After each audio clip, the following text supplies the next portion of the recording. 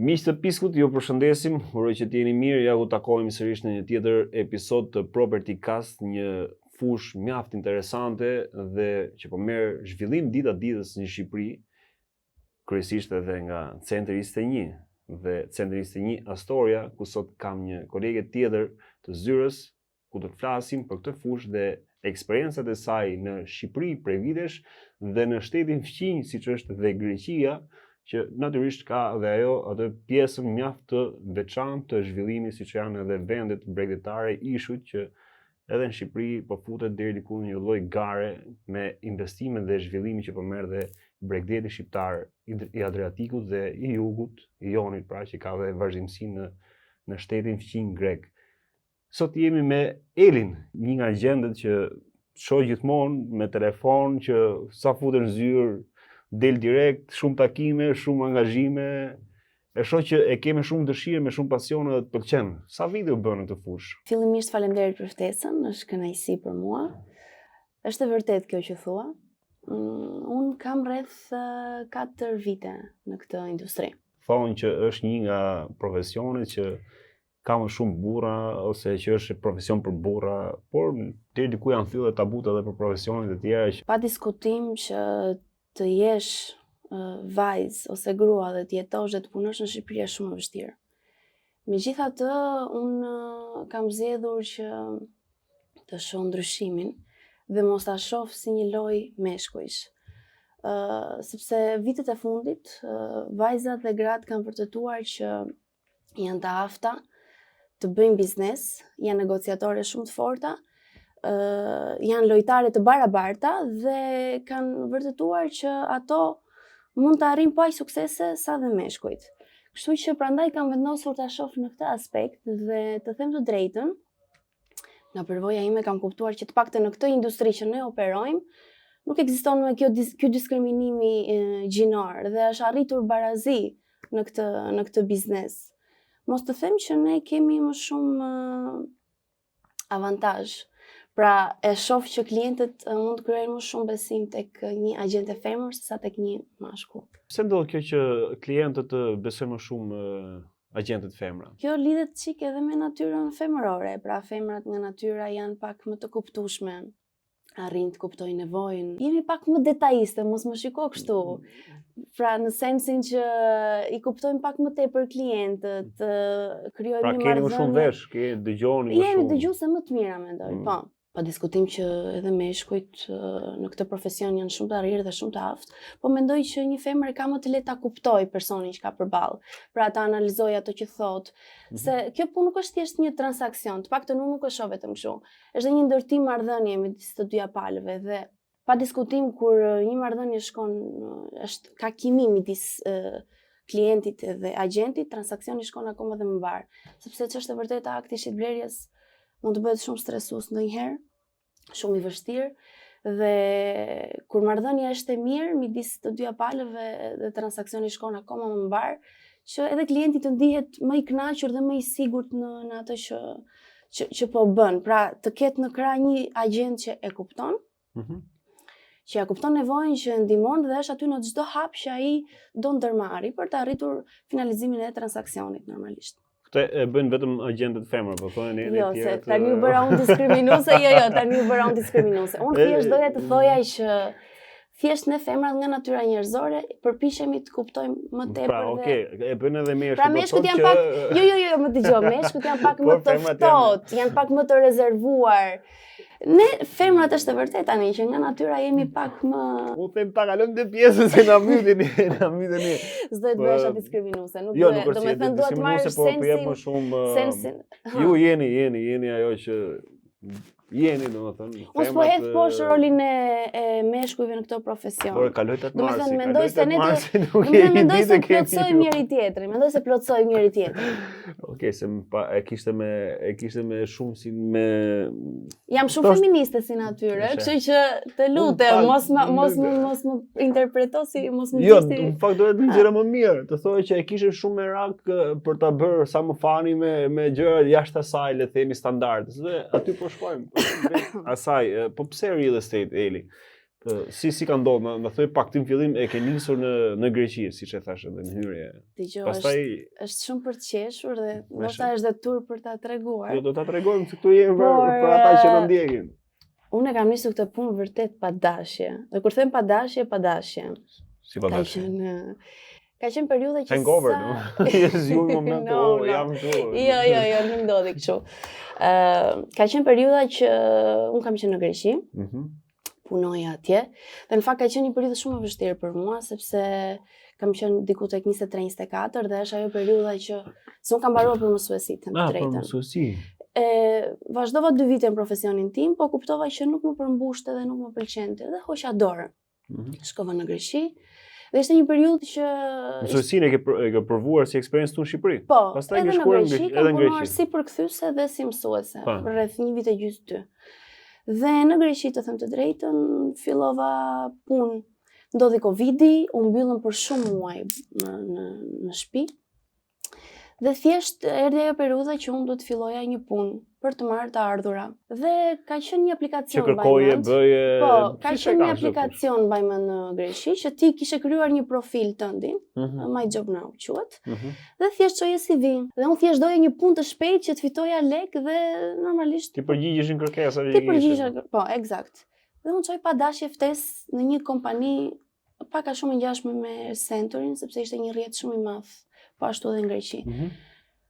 CV-ja ime shkoi krejt pa dashje, unë se kuptova që çova CV-n aty dhe thjesht më vjen një telefonat nga të gjitha CV-t, nga të gjitha. Ku do doje ta çoje ti, ku kishe nisur që e kishe si duket shitse diçka. Po shitse. Prap po shitse. Dhe nga të gjitha këto ftesat që kisha çuar, ishte kompania e parë që më mori në telefon të nesërmen.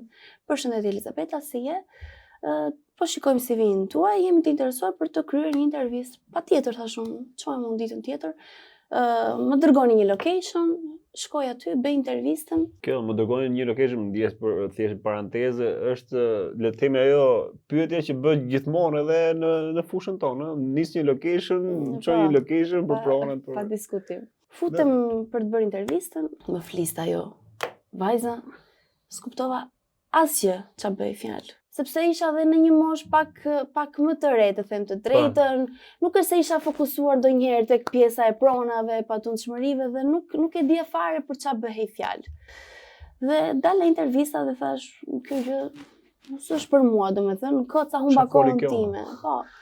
Eksakt. Dhe vetë tek recepcioni dhe i them vajzave që a keni ndonjë vend tjetër pune këtu me rrogë? E vetëm që kuptova nga intervista ishte që kjo punë është pa rrogë. Domethënë vetëm këtë e fiksova në kokë.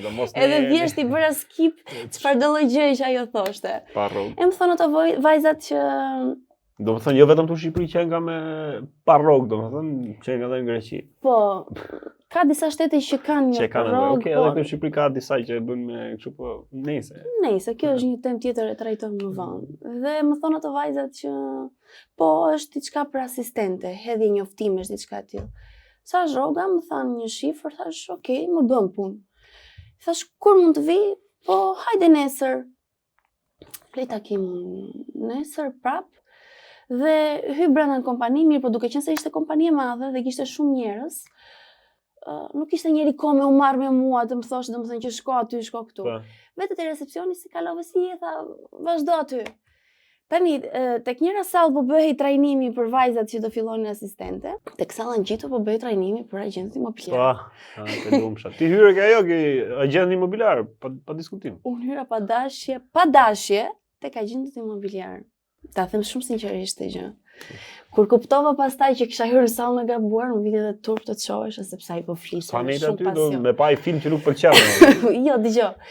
Si ishte? Gjithë morshin e parë thash bo ç'a bëra, miku, dhe trajnimi, po s'po bëj as punën tjetër, kupton? Ngela pa punë, më truri, rrite mendonte gjëra. Kaloi gjysore 1 orë dhe nuk doja të ofendoja personin që fliste sepse ai po fliste me shumë pasion për atë gjë. Do të që kaluan 40 minuta dhe mua sikur po filloja po kuptoja për ç'a bëhej fjalë. Bëra 4 orë trajnim. 4 orë pa lëviz aty, ha?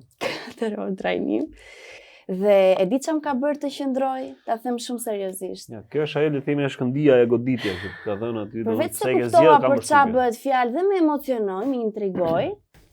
se u fol dhe për të ardhurat normalisht i tregojnë. Kur tha ky personi ka qenë broker ai aty, kur tha që unë tha këtë punë e bëj 27 vite dhe unë jam i dashuruar me këtë punë. Rënqat mishi. Dëgjoj. Jam seriozisht. Kur tha jam i dashuruar me këtë punë, më goditi sepse unë deri në atë moshë, duke qenë se kisha rreth 7-8 vite që bëja punë të ndryshme, nuk e kisha provuar ndonjëherë që të më pëlqente vërtet ajo që bëja. Do me thënë punën e bëja me detyrim ose për të fituar lek. Pra nuk e kisha shijuar atë që të zgjem në mëngjes dhe të shkoj në punë me qef, me pasion dhe me dëshirë. Kjo që the tani është shumë e bukur dhe shumë e rëndësishme që ti nuk je i varur, ke gjithmonë çdo ditë ke sfida dhe unë këtë po e shoh dhe unë që jam i ri në këtë fushë edhe në zyrën tuaj. Kur vjen shtuna diela, që patjetër kemi dhe punë takime, po kur vjen shtuna diela që është pak më pushim, unë jo mërzitem, po realisht me zje pres të vje hëna. Do me thënë të zjom në mëngjes, kam atë rutinën time, të shkoj në zyrë. Ta them shumë sinqerisht. E bëj me shumë, kam 4 vite, më pëlqen shumë, e bëj me shumë, realisht me shumë dashuri dhe kam arritur dhe unë të them atë që tha ai që e bëj me shumë dashuri dhe shumë pasion këtë punë. Pra ti e ke vërtetuar çdo ditë më shumë, po e vërteton atë shprehjen që ke dëgjuar tek ai që të ka bërë përshtypje, do. Patjetër. Ai 27 vite. Patjetër. Ka ditë që është një punë, kjo punë. Atë përzitet ndonjë kështu keq fare që thosh. Do të them. Ka ditë që jam demotivuar shumë. Jam mërzitur, jam edhe dështuar në sensin që ka qenë gabim mendimi im sepse duhet të shikoja rrugtimin tim që ka ecur shumë mbar, shumë okay. Që nga ata që e pranon që thua që okay, kisha unë gabimin. Patjetër që po. Ka pas dhe momente që jam dështuar sikur e kam bërë diçka gabim, por realisht ta them në asnjë moment nuk kam menduar që të heq dorë. Se ke menuar asnjëherë? Kur?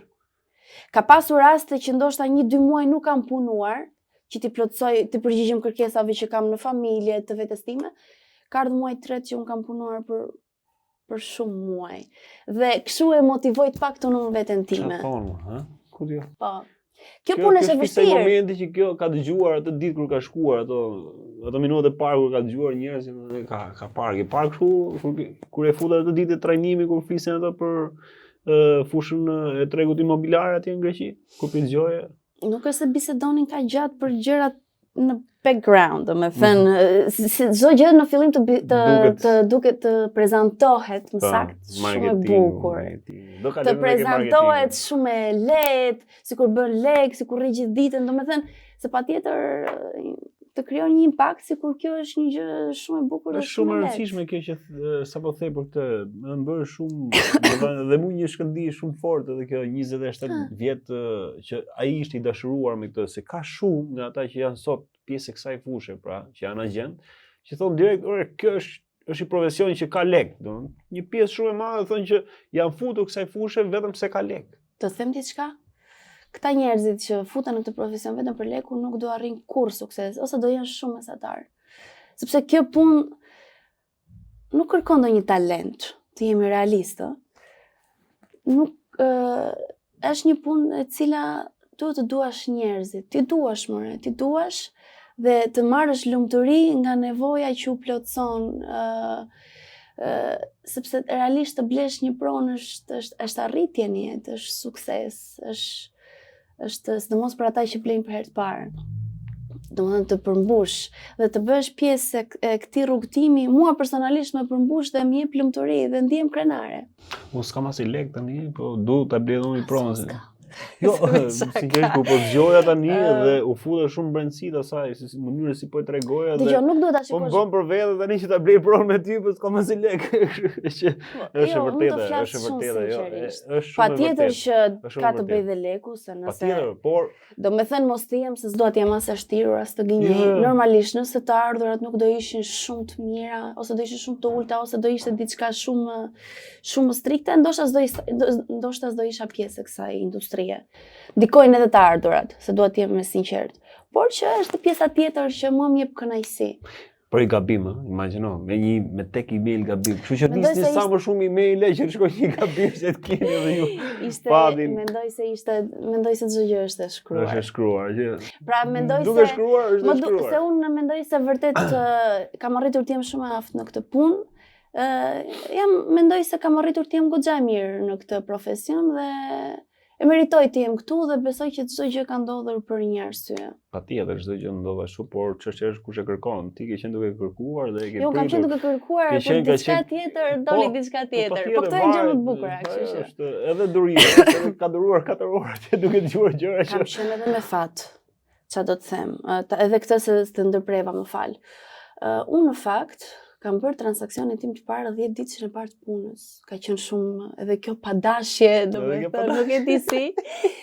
Por nëse nuk do kisha bërë transaksionin tim të parë, ndoshta do kisha hequr dorë, sepse kjo punë kërkon sakrificë.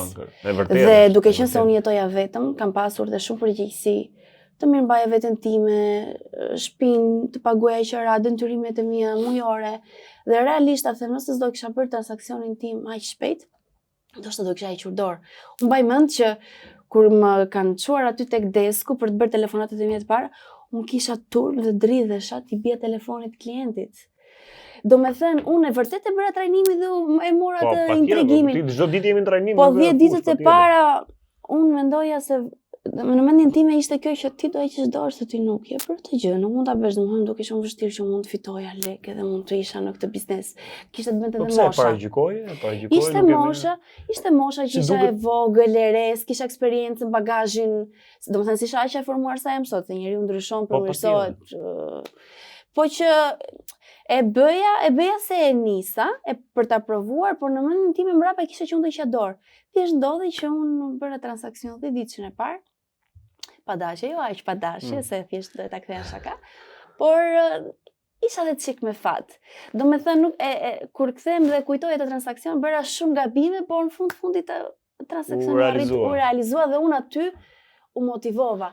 Pastaj pas 3 muaj kam bërë transakcion tjetër, po mjaftonte ai motivimi i parë, që përderisa u bë një herë, do të thotë që mund të bëhet prapë. Pak më parë e the midis rreshtash the që si ta marrun këtë transaksionin e tjerë, duket deri diku edhe nga ata që na ndjekin ose që kanë bashkëpunuar me ne, që janë klient, thonë, çfarë po bën?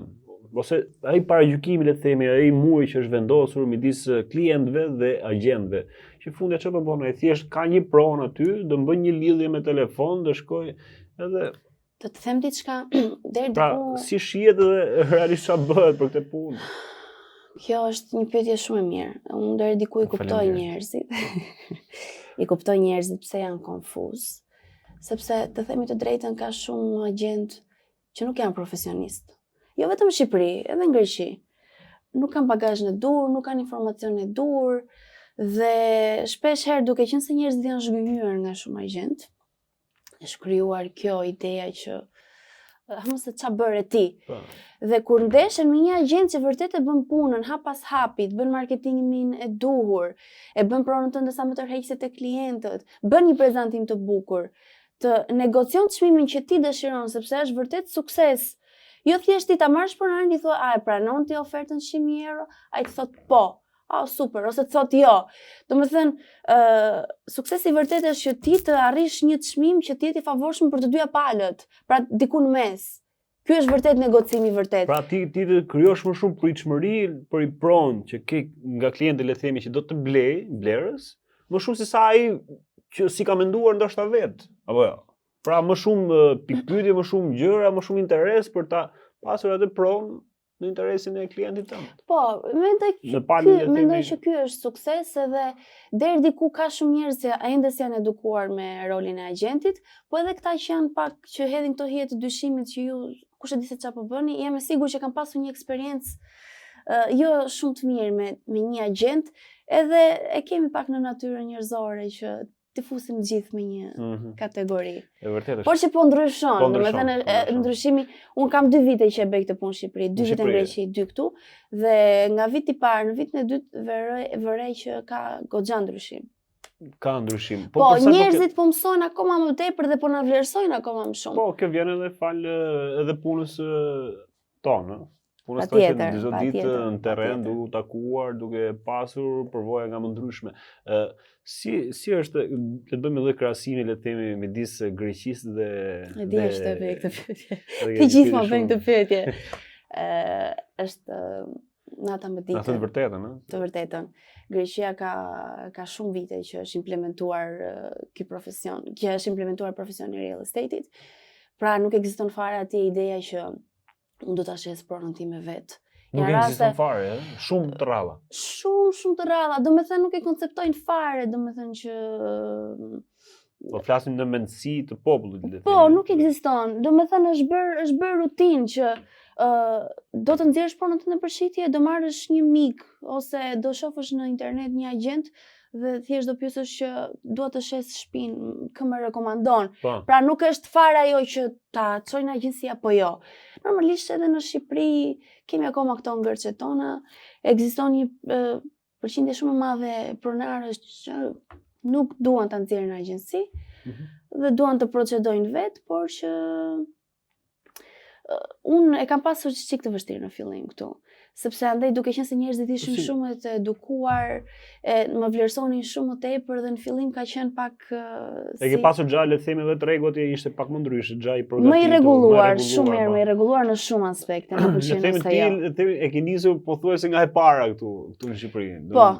Një tjetër thuajse nga e para, plus edhe kontaktet, sepse kjo punë t'jep sukses me kohën. Pra, sa më shumë kohë të ke, aq më shumë kontakte dhe aq më shumë rrjetë të gjerë krijon. Por që deri diku një bagazh shumë të rëndësishëm e ka marrë nga ndaj që më ka ndihmuar ta implementoj këtu. Mënyrën e punës, andaj flas. Por në momentin që ke ardhur, ke thënë që do të bëj këtë profesion? Po. Këtu në Shqipëri, nuk ke menduar asgjë tjetër pra? Asgjë tjetër. Do me thënë, vitimi i parë ka qenë shumë i mirë, kam fituar goxha të ardhura dhe kam kuptuar që diçka ti mund ta bësh shumë mirë këtë punë.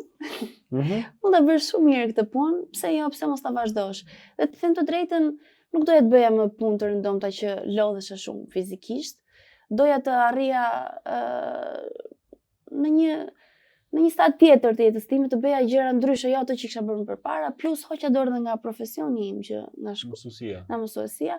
Kështu që deri diku ishte edhe zgjedhje, po edhe ishte edhe e vetmja.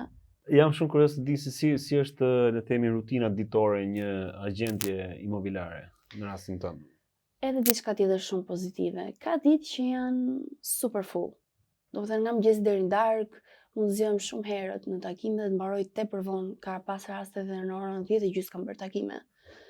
Ka ditë që janë bosh. Dhe kjo më pëlqen te kjo punë, që të jep rehatin dhe komoditetin që ti të zgjedhësh vetë sa orë do të punosh, me kë do të punosh, si do të punosh, dhe më pëlqen kjo pavarësia, sepse jam njeri që nuk më pëlqen të më vendosin korniza dhe orare, e kam problem. Do t'i vendosësh, ti je ajo menaxhuesja vetë. Po, kam kuptuar që natyra ime si njeri, si femër, si vajzë është që dua të jem e lirë. Se edhe natyra ime si njeri është e tillë që më pëlqen të jem e lirë. Po profesioni i mësuesisë me real estate-in, a kanë lidhje me njëra tjetrën? Patjetër, se ke të bësh me njerëz. Do të thënë është gjitha psikologji, është psikologji e pastër, duhet të kuptosh atë që ke përballë, çfarë nevoje ka, ku duhet ta asistosh, ku duhet ta ndihmosh. Pra, në farë mënyrë edhe klientët trajtohen, le të themi, po aq pastër, po aq çiltër siç trajtohen një mësuese të rinjt ose fëmijët, pra... Jo, janë dy qasje komplet të ndryshme. Se unë kam punuar me fëmijë, por që edhe mësuesia dhe mënyra se si kam dhënë mësim dhe profesioni më parë që më ka ndihmuar, më ka zhvilluar, pra e kam zhvilluar këtë ndjesinë se si të trajtosh një njeri. Nuk e di nëse u shpreha qartë. E vërtet. Po sfidat, hapat e parë në Shqipëri. Si kanë qenë ato?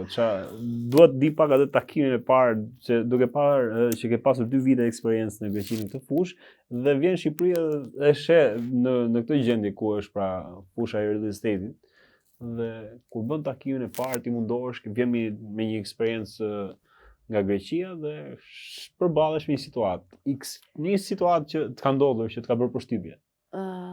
Dëgjoj, e para njerëzit këtu, ne jemi më popullor si njerëz. Pra nuk kemi lloj standardi, jemi pak më të thjeshtë, domethënë. Nuk kemi korniza, le të themi. Nuk kemi shumë korniza. Në Greqi mbaj mend që gjitha komunikimet bëheshin nëpërmjet emaili. S'mbaj mend një herë të diskutojnë nëpërmjet WhatsApp-it ose Viberi, siç përdorin ata. Domethënë çdo gjë ishte nëpërmjet emailit, çdo gjë ishte me një kur firmosnin para se të bënin takimin. Kurse këtu ndryshoi komplet, domethënë, mu kërkua që të jem pak më e thjeshtë, pak më spontane. Sfida kam pasur siç kanë dhe shumë vajza, në lidhje me ngacmimet. Ka? Që si vërtit që tjetër, mos më vej.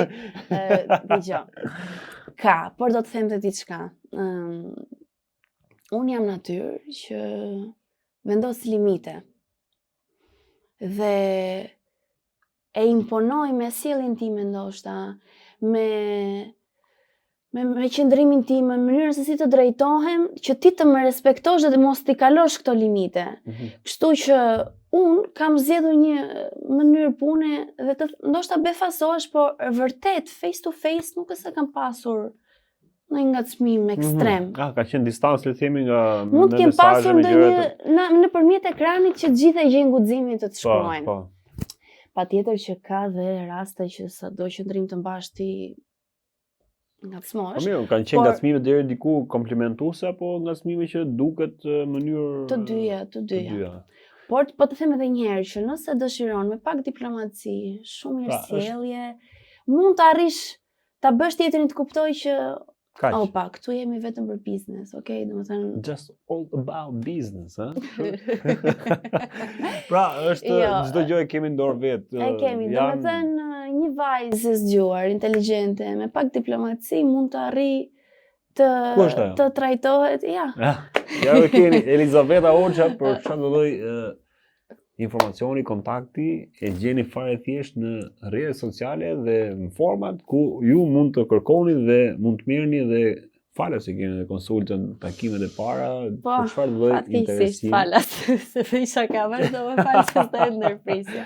Marketingu sot është bërë shumë i gjerë, ne kemi në për trajnime dëgjojmë prospekt, pra me dalë, me kërkuar, me parë për kontakti, ke ambienti, zona që rrethon tjetra, takon njerëzit, bëj këtë, shpërndaje, jepi kart vizitën tjetrën, por është edhe një marketing tjetër që sot po bën bujë në çfarë lloj fushë dhe po mundohen të marrin më të mirën dhe jemi çdo herë, çdo minutë shohim bum informacioni. Pra, si e ke gjetur këtë formën, rrugën tënde për të qenë e suksesshme ose atë modelin që ke krijuar për në këtë gjithë larmishmëri informacioni për të qenë aty pjesë e kësaj? Të them që pjesa e marketingut është një nga pjesët e mia më të preferuara të punës. E bëj me shumë, e shijoj. Çfarë do të them? Patjetër që mënyra tradicionale ende ka efekt. Të dalësh në terren, të takosh një, jo se bëj, por që unë jam më shumë e fokusuar tek marketingu nëpërmjet rrjeteve sociale. Mendoj dhe jam shumë e sigurt që një video ose një foto e realizuar bukur është gjysma e punës. Domethënë ta bësh një pronë tërheqëse është shumë e vërtetë. Se dëgohet, lakohet gjithandaj që është e vërtetë. Jo, punë sepse është impakti i parë që ti krijon te klienti. Pra aty e tërheq, aty e bën të shikoj dhe të kuptoj vlerat e asaj prone dhe të kuptoj nëse vërtet, pra mendoj se të bësh një video të bukur i kursen kohë dhe vetes dhe klientit, pra klienti arrin shpeshherë të kuptojë që nëse kjo pronë bën për atë ose jo. Plus që nuk mendoj se videot, unë të paktën personalisht videot e mia përpiqem të bëj sa më autentike, sa më origjinale, shpesh herë bëj edhe këtë walk through, si quhet, që ecën në apartament, sepse mendoj se prona mbi gjitha është ndjesi.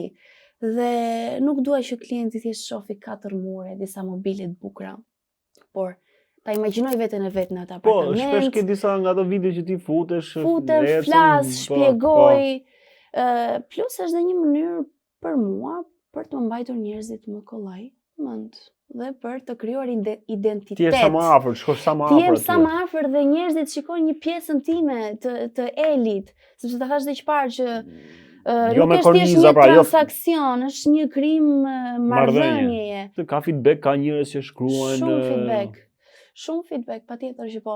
Sidomos nëse, domethënë përveç walkthrough, unë edhe shpjegoj dhe prezantoj dhe përpiqem të jem sa më transparente, sa më sinqert dhe përpiqem që në telefonat t'i tregoj thuaj se të gjitha për apartamentin, sepse vërtet mendoj që njerëzit e vlerësojnë transparencën. Po si ka ndikuar, më shumë vinë sot pra pjesa më e madhe e klientëve vinë nga marketingu online apo nga këto gjithë format e tjera? Jo kontakti ose të them, duke qenë se unë këtë punë e bëj vërtet me shumë pasion edhe dashuri. Dhe të thash deri diku kam kuptuar që jam e mirë në këtë profesion. Një pjesë goxha e konsiderueshme vjen nga marketingu, por vjen edhe nga referimet. Pra e shoh që vitimi i dytë, do me thënë njerëzit kanë ngelur të kënaqur nga unë dhe më kanë rizgjedhur për të punuar me ta, ose më kanë rekomanduar tek dikush tjetër. Po më burr çik veten. Jo, diplomate, jo, po më pëlqen se po thua diçka shumë të rëndësishme. Pastaj thua se femrat janë po më pëlqen se realisht e orientoj nga marketingu, orientoj ke referimet që shumë rëndësishme. Shumë rëndësishme në këtë fushë dhe në ato siç ka thënë që këtu po e vërteton më së miri për të qëndruar sa që thaj që e bën me shumë dëshirë, pasion dhe dashuri këtë profesion. E don, domethënë prej 4 vitesh eri në tregun imobiliar, 2 vite në Greqi, 2 vite tek centri ishte një Astoria, po pse tek centri? Kjo ardh direkt tek centri, se erdhi, kishe eksperiencë, hapshe një zyrë vet për shembull. Jo. Ka nga ato shumë agent që janë ndoshta këtë centri në agjenci. Në që kuptim. Nuk kisha që të arrita... Që t'japun atyre? Dgjoj, jo. E para punës nuk isha gati të hapja një zyrë. Mendoj që të hapësh një zyrë ka nevojë për shumë vite eksperiencë pune, nuk mjaftojnë as 2 as 3. Pra roli brokerit është shumë i rëndësishëm që një zyrë të... Fisnik, përshëndes. Të operoj. Dhe unë nuk e kisha përjetuar tregun në Shqipëri, nuk e dija se funksionon dhe kështu që si mund të isha unë gjendje të hapje një zyrë.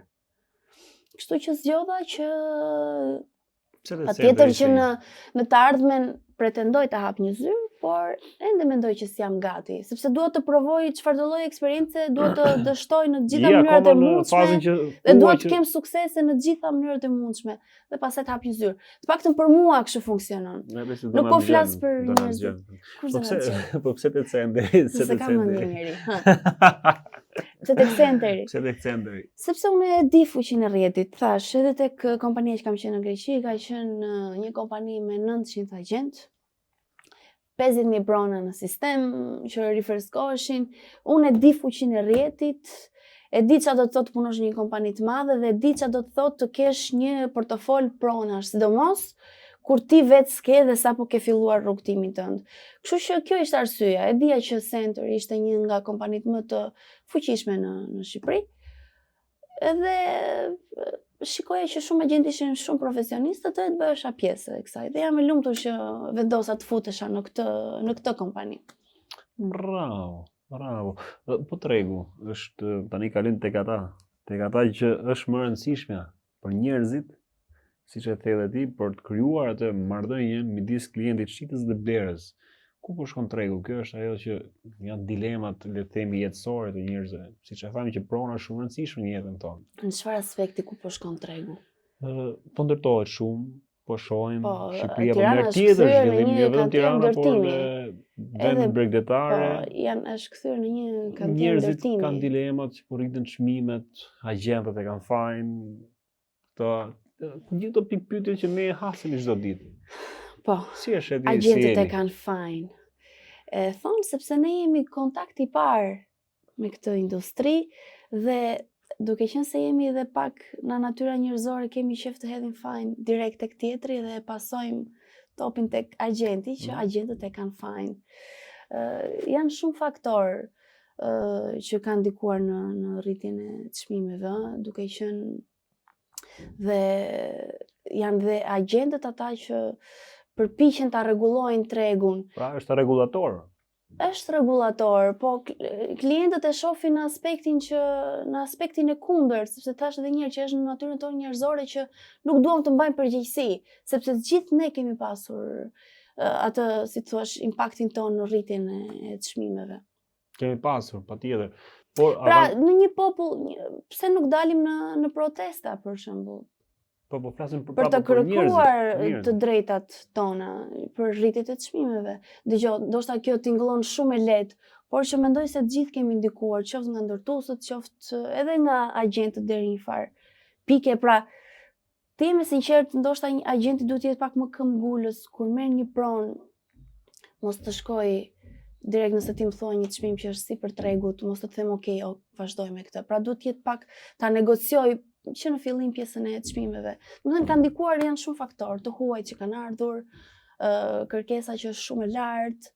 Janë shumë faktorë që ndoshta kemi nevojë për një podcast tjetër që të diskutojmë gjëra që Gjetëm një podcast gjeta një mënyrë për të më riftuar. riftuar. Është kjo tregon që ty po të pëlqen kjo, je dakord me këtë pjesën që e tha që do të jemi sa më afër njerëzve, të japim informacion, të mundohemi të shkojmë ne tek ata. Dhe të jemi të saktë. Të jemi të saktë. Të jemi të saktë sepse dashur pa dashur, unë dhe shumë të tjerë bëjmë një profesion që mund të ndikojmë ndoshta edhe shumë negativisht tek një klient, sepse klienti supozohet që duhet të ketë besim tek ne dhe na i beson, dhe nëse ne japim informacion e gabuar ose orientohemi drejt zgjidhjes gabuar, ne realisht mund t'i bëjmë dëm në thonjza. Kështu që mendoj se një agent duhet të ketë informacion e dur dhe të hulumtoj dhe të jetë shumë i saktë dhe shumë korrekt në punën që bën. E kemi obligim, e kemi detyrim. Pra nuk do të mjaftohemi thjesht, okay, të marrim ato lekët dhe të vazhdojmë punën tonë. Do të shikojmë pak një hap më tej. Po. Pse duhet zgjedh një agent? Çfarë pyetje më ke bërë? Një ekspert të kësaj fushë. Njerëzit pse duhet ta zgjedhin? E thatë që në Greqi ka marrë tjetër zhvillim, nuk ka njerëz, nuk ekziston kjo, por këtu vazhdon akoma, edhe pse po thyet dita ditës ka njerëz, ti e sheh vetë siç e thellë nga referencat në gjërat. E para punës një agent të shpëton shumë kohë dhe energji. E thash dhe që parë që akti shitblerjes mund të bëhet shumë stresues dhe shumë i lodhshëm dhe shumë i vështirë, dhe nëse s'ke informacion e dur, shpesh herë mund të biesh depre e personit përballë, është e vërtet, duke mos ditur çmime, duke mos njohur tregun, duke mos parë ato avantazhet dhe disavantazhet që ka prona, se jo të gjithë e kanë atë mundësinë ose ta shohin direkt të metat dhe të mirat që ka një pronë. Para punës, si thash, është koha dhe energjia që të shpëton, dhe për më tepër që një agent është ekspert i fushës, ka gjithë informacion e dur për të orientuar dhe për të drejtuar drejt zgjedhjes së duhur. Për vendimin tuaj më të rëndësishëm, siç është edhe Eli dhe unë, se edhe në Shqipëri është futur, le të themi, ajo që po ndodh dhe është për të vlerësuar që shqiptarët e kanë thyer atë tabun e guximit, le të themi, kanë larguar frikërat dhe ka shqiptarë që nuk kanë vetëm një pronë, por kanë disa prona dhe kanë kaluar të reinvestojnë, të bëjnë. Është bërë dhe biznesi pastër. Dhe njerëzit e shfrytëzojnë, kanë filluar vitet e fundit ja kuptojnë vërtet vlerën. Dhe pavarësisht se janë rritur çmimet, vazhdojnë në mënyrë strategjike të blejnë prona për të arritur të ardhurat e tyre dhe për të krijuar një net worth goxha të lartë, që se real estate është një fushë ku ti realisht mund të fitosh të ardhura, qoftë duke bërë flipping, qoftë duke i dhënë me Airbnb, qoftë duke i lëshuar me qirafa të gjatë.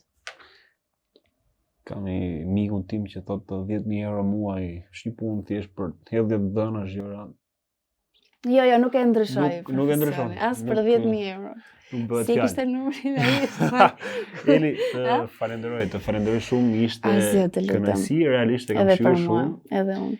Ishte shumë e natyrshme gjithë biseda dhe ajo se çka ke kaluar në këtë fushë dhe gjërat e vërteta që na the përse përket këtij profesioni dhe formës se si e trajton ti këtë. Është shumë e bukur. Shumë faleminderit, edhe unë u kënaqa shumë, edhe podcastin e radhës tani. Javën tjetër prapë me Elin, pa puna, kështu që thirrja vazhdon edhe për kolegët e tjerë të Centrit 21 për të bërë pjesë të këtij podcasti, kësaj eksperience, për ndarë nga eksperienca juaj në këtë fushë, për të treguar se çfarë bëhet fjalë përderisa edhe sot, edhe pse është thyer tabuja, pra po njihet si profesion, është njohur edhe nga vetë shteti nëpërmjet ligjit, por thyer, le të themi, ato ngërçet ose paragjykimet me njerëzit, me shqiptarët. Ju përshëndesim dhe faleminderit shumë që na ndiqni për çfarëdo lloj pyetje ose interes, tema që dëshironi të diskutoni, ju lutem na kontaktoni ose komentoni.